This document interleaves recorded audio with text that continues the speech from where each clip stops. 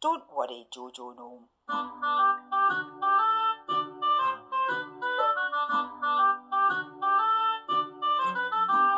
The summer holidays had been quite long and sunny.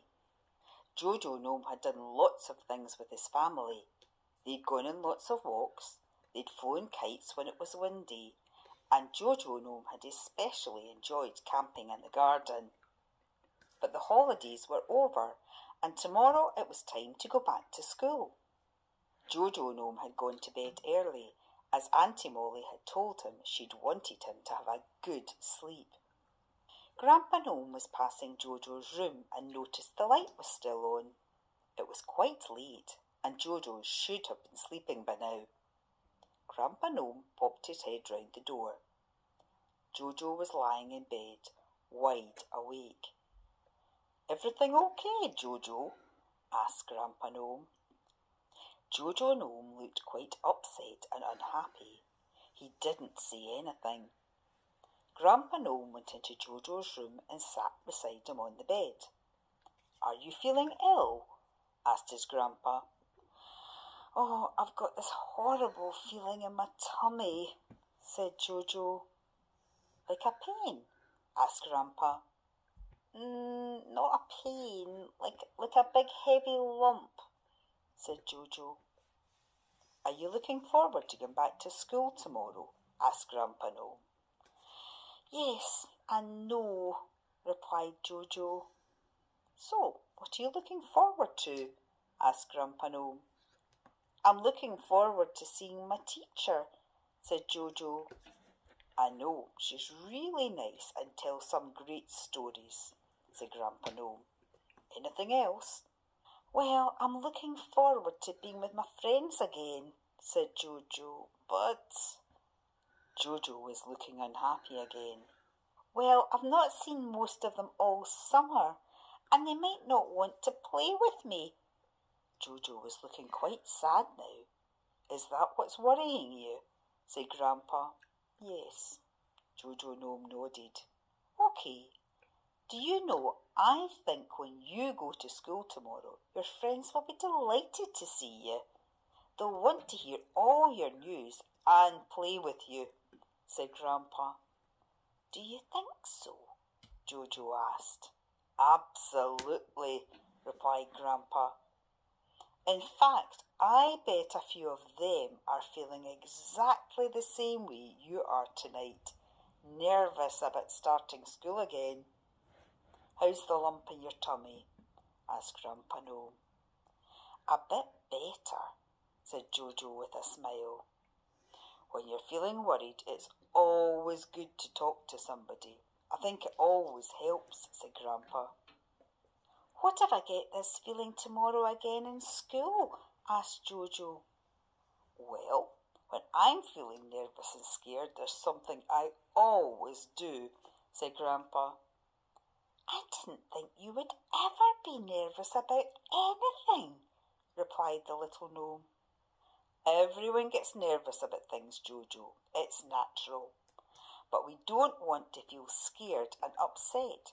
So when I feel like that, and I feel like I have unhappy butterflies flying around in my tummy, I just breathe," said Grandpa. "What do you mean, breathe?" said JoJo. "Well, I stop, breathe in through my nose slowly while counting in my head to 3, and then breathe out again through my mouth and count to 4 as I do that. And I do that a few times and I always feel much better. All I'm thinking about's breathing," said Grandpa. "It calms the unhappy butterflies in my tummy down." "Really?" said JoJo. "Really," said Grandpa. "Let's try it now." So JoJo and Grandpa took in a big breath through their nose, counting to 3 in their head. 1, 2, 3. Then they let the breath out through their mouth and counted to 4 in their head. 1, 2, 3, 4. And they did that 3 times. "How's the lump in your tummy now?" asked Grandpa Gnome. "Much better," said JoJo. "I think the unhappy butterflies have stopped flying around and gone to sleep," he said, smiling. "Do you think you feel more like going to sleep now?" asked Grandpa. JoJo Gnome yawned, rolled over and closed his eyes. "Good night, JoJo," said Grandpa as he closed the bedroom door. The next morning, after breakfast, Grandpa Gnome took JoJo to school. JoJo chatted away, but as they got closer to the school, JoJo got a bit quieter. "Are you okay, JoJo?" asked Grandpa Gnome. "I think my tummy is not feeling so good. It's like I have the unhappy butterflies again. I feel a bit nervous," said JoJo Gnome. "And do you remember what you did when you felt like that last night?" "We breathed," said JoJo. And he and his grandpa breathed in through their noses for 3. 1, 2, 3. And breathed out through their mouth for 4. 1, 2, 3, 4. Then they did that 3 times. "Hiya, JoJo," shouted one of the pixie twins. "Why are you standing outside the gate? Come on in and play with us." JoJo looked at Grandpa, who winked at him. The pixie twins and JoJo played with a ball, and it was like it always was when they played together. Then JoJo saw his other friend Fatima Fairy standing outside the school gate, looking very nervous. He ran over to her.